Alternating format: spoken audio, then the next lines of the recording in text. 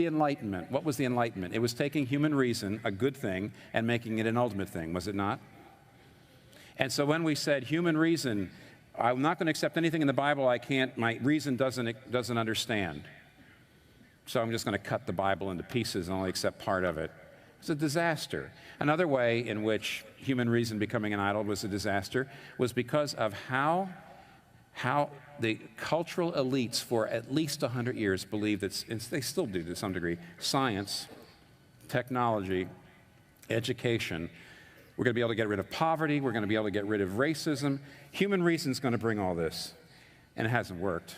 And of course the results have been devastating, utterly devastating. I got a lot of illustrations I wrote down here. I don't think I can give you one, just one. In 1920, H.G. Wells, in his book, The Outline of History, praised belief in human progress, said once we overcome the superstition of religion and start to apply science to everything, we're going to just go from strength to strength and get rid of poverty and war and racism. 1920.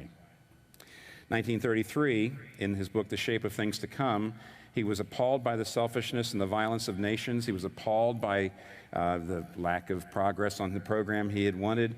And he actually said the only hope was for rational, reasonable, educated intellectuals to seize control of all the governments and to run a compulsory educational program stressing peace, justice, and equity. And in 1945, he wrote a book at the end of the second of his two world wars, A Mind at the End of Its Tether. And this is a quote, Homo sapiens, as he likes to call himself, you notice that Homo sapiens means the rational, you know, the wise. Homo sapiens, as he likes to call himself, is spent. This is the end. And what one commentator said was, what happened? He had put all of his hope, he had made an idol, and it was an ideology, put all of his hope in the ability of humanity to solve its problems with reason and science. And what happened? Quote, the fact of original sin forced itself into a mind who had no grasp of God's grace or power, and it came to the end of its tether. See, your gods will always let you down. That's the point.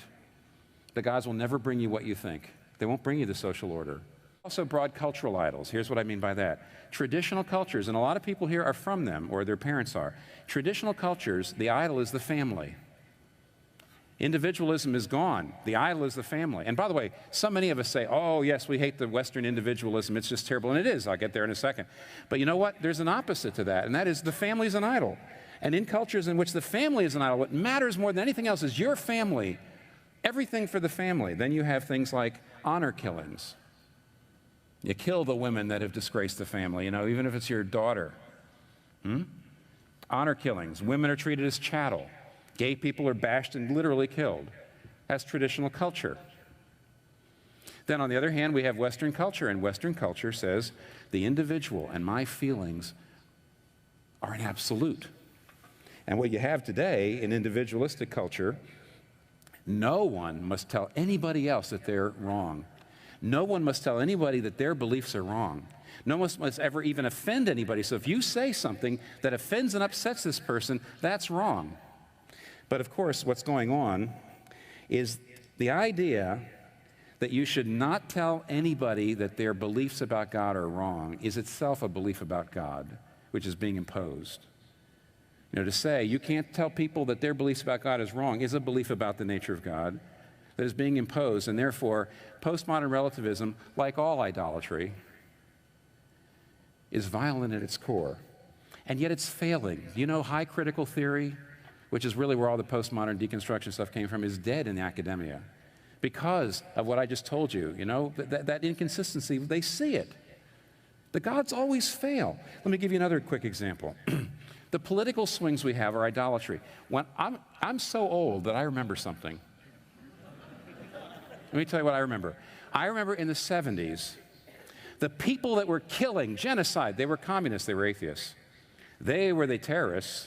They were killing people by the millions. They were the communists, right? And the corruption, the high corruption, the moral corruption was in government, Watergate.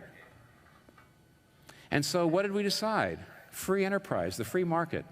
Reagan, Thatcher, you see. Secular humanists, they're the bad guys. Because, see, it's the atheists that are killing people, and it's the government that's corrupt, So what we have to do is free enterprise, and there's competition, and let's lower the taxes, and let's stress traditional values. And so you had the conservative movement come in with Reagan, in the early 80s, and Thatcher. Now what's going on? Who's killing the people? It's the religious fundamentalists. Oh, it's the religious people that are bad. Yeah. And where's the corruption? Oh, it's in business. Yeah. So let's raise the taxes and let's go to state.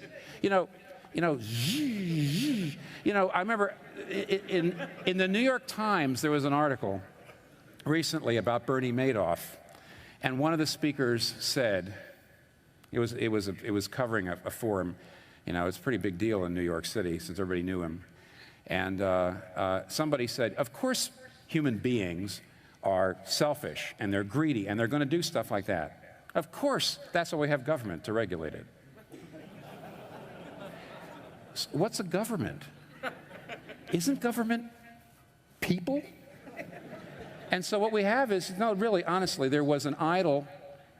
Listen, conservative ideology says state is bad, private enterprise is good. It will give us all we need. And there's a liberal ideology that says private enterprise, capitalism is oppressive, and centralized government, the state, will give you all we need. And we're going to go back and forth. And why? Ideology, idolatry. Absolutely. Do you understand? Do you know the idols? Can you expose them? And what's going to happen, by the way, is going to be a crash.